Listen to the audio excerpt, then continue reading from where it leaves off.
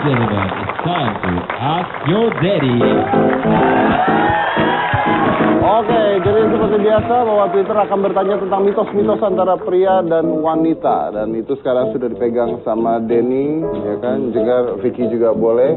Silahkan dilihat aja, ditanya aja yang mana aja. Saya akan mencoba untuk menjawab sesuai dengan yang saya tahu, ya. Oke. Saya mau nanya, saya duluan ya. Boleh. Apa benar wanita lebih cepat tua dibandingkan pria? Tergantung usianya berapa dulu. Kalau prianya umur 10, wanitanya 30, ya wanita lebih cepat tua dibanding. Enggak, konteksnya pada usia yang sama.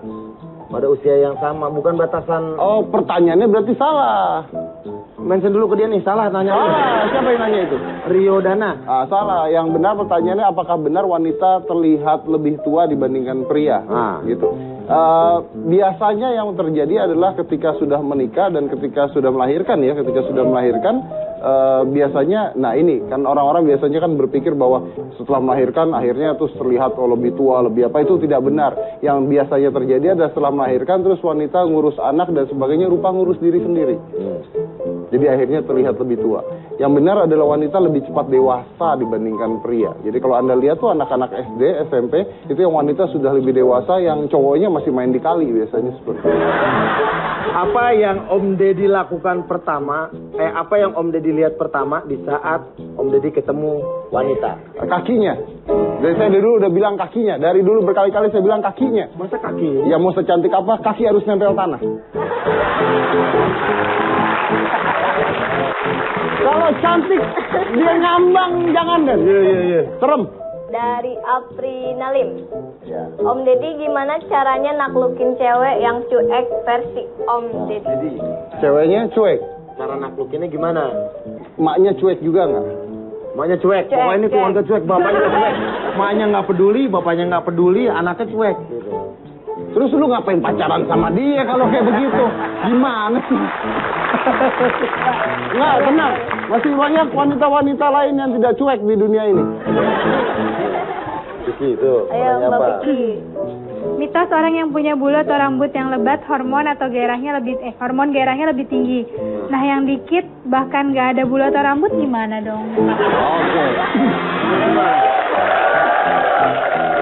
Pertama, apa yang dikatakan sama orang tersebut adalah 100% terbalik.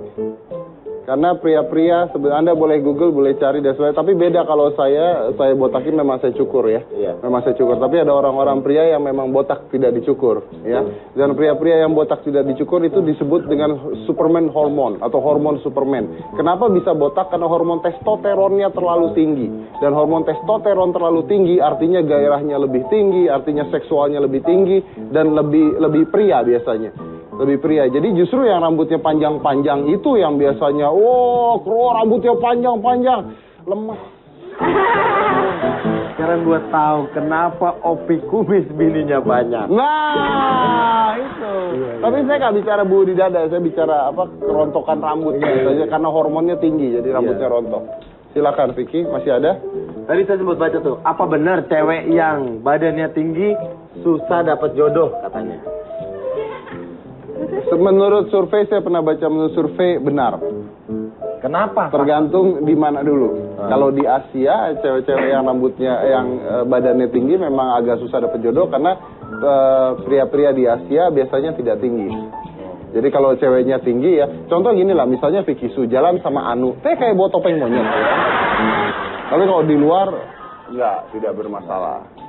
Kalau ceweknya tinggi, cowoknya nggak tinggi, pas jalan berdua orang nyaut. Dari posyandu, Bu. Nah, itu. Om Deddy sebenarnya yang lebih peka perasaannya itu cewek atau cowok? Nah, yang lebih peka cewek atau cowok? Tergantung yang galau siapa dulu lah. Saya lagi peka-peka. Saya tahu jawabannya cowok. Kenapa? Soalnya Mas Deddy lagi galau. Kenapa cewek suka diantar cowoknya waktu ke salon? Kenapa cewek suka diantar cowoknya kalau ke salon? Oh, soalnya cewek itu biasanya pingin terlihat cantik dan pingin cowoknya melihat proses menuju kecantikannya gitu. Jadi makanya diajak nih, lihat nih diginiin ya kan. Satu lagi Mas. Saya punya tetangga tuh ya, tiap hari itu istrinya ke salon, diajak suaminya tiap hari ke salon, 3 bulan jadi suaminya. Oh gitu, ya. Atau bisa juga minta bayarin kali Mas ya. Mas Dedi, kapan terakhir melakukan hal yang konyol? Dan hal konyol itu kayak gimana? Sekonyol apa? Ya ini episode ini. Saya udah bilang pada saat tadi waktu kemarin saya udah bilang kan ada Jenggar seorang motor bikers ya, seorang bikers, ada Vicky Zu yang artis tapi hobi nembak. Udah cukup 2 aja. Menurut Om Deddy, benar apa enggak sih? Ini dari Indah Kirana. Menurut Om Deddy, benar apa enggak sih? Benar apa enggak cowok lebih rentan mengalami kebotakan daripada cewek? Iya benar, karena ya itu balik lagi ke hormon. Karena kebotakan biasanya terjadi karena hormon testosteron. Hormon testosteron kebanyakan dimiliki oleh pria. Jadi ya pria lebih rentan untuk mengalami kebotakan pasti. Kecuali Anda wanita dengan hormon testosteron. Ini mitos nih, katanya kalau cowok Jawa nggak boleh nikah sama cewek Chinese karena bisa menyebabkan kegagalan dalam hidup. Benar nggak? Mitos katanya. Lu kira gua ahli feng shui? Aneh-aneh pertanyaan nih.